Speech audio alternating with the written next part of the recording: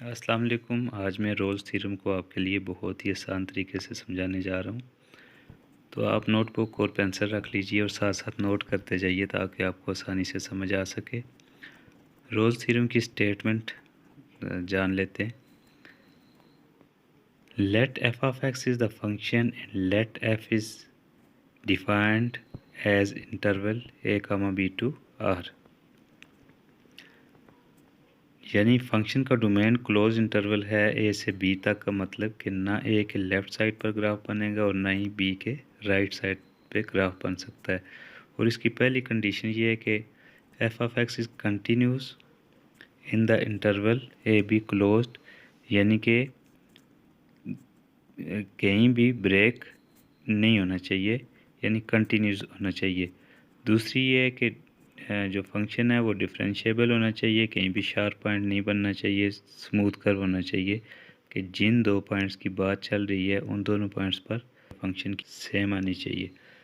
तो आर का मतलब रेंज होता है, यानी कि वाई एक्सिस पर ऊपर से नीचे कहीं भी ग्राफ बन सकता है। और कंटिन्यूस का मतलब ये है कि पॉइंट ए से बी तक कहीं भी ब्रेक नहीं होना चाहिए, ग्राफ कहीं भी ब्रेक नहीं होना चाहिए। दूसरी कंडीशन मैंने जैसे आपको बताया कि जो फंक्शन है वो डिफरेंशिएबल होना चाहिए, यानी कि ए और बी के दरमियान। और यहाँ पे ए बी ओपन से क्या मुराद है? ओपन से मुराद ये है कि जो जो दो पॉइंट्स होंगे ए और बी वो दोनों शार्प पॉइंट हैं। तो शार्प पॉइंट का मतलब ये, यहाँ पे आप ज़ीरो पे देखें, ये शार्प पॉइंट बन रहा है जो वी शेप है, यहाँ पे ग्राफ टूट रहा है। तो इस तरह की शेप अगर हुई तो फंक्शन जो है वो डिफरेंशिएबल नहीं होगा। यहाँ ए से बी तक आप नोट कर लें, कहीं पे भी शार्प पॉइंट नहीं है। तो इसी तरह दूसरी फिगर में आप देखें, ए से लेके बी तक एक से ज़्यादा अगर कर्व्स हों और इनके दरमियान भी शार्प पॉइंट, उनमें कहीं भी शार्प पॉइंट नहीं होना चाहिए, फंक्शन डिफरेंशिएबल होना चाहिए। तीसरी कंडीशन इसकी ये है कि फंक्शन की वैल्यू एफ ऑफ ए और एफ ऑफ बी इक्वल होनी चाहिए, यानी पॉइंट ए और पॉइंट बी पे जो वैल्यूज़ हैं, वाई की जो वैल्यूज़ होंगी वो सेम आनी चाहिए, वो इक्वल होनी चाहिए। तब क्या होगा? अगर ये तीनों कंडीशन सेटिस्फाई करती हैं तो कम से कम कोई एक पॉइंट सी होगा जो ए और बी से बिलोंग करता होगा, और जब हम उसको डिफरेंशिएट करेंगे तो उसकी वैल्यू ज़ीरो आएगी। यानी जब उस पॉइंट का हम स्लोप लेंगे, उस पॉइंट पे हम टेंजेंट लाइन ड्रा करेंगे और टेन थीटा लेंगे तो वो क्या होगा? ज़ीरो के इक्वल आएगा, यानी कि एक्स एक्सिस के इक्वल आएगा, यानी f prime of c equal to zero.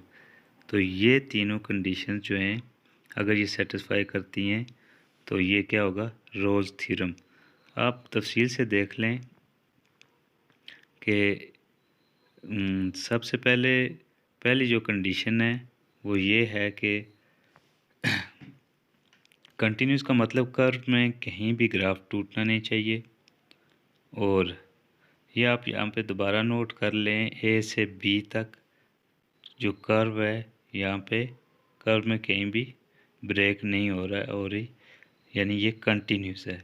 और दूसरी कंडीशन ये है कि जो कर्व है उसमें कहीं भी शार्प पॉइंट नहीं बनना चाहिए, स्मूथ कर्व होना चाहिए।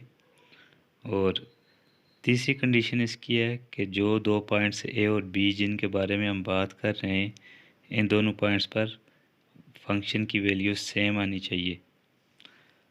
रोल्स थ्योरम में ये तीन कंडीशंस सेटिस्फाई होना ज़रूरी हैं। तो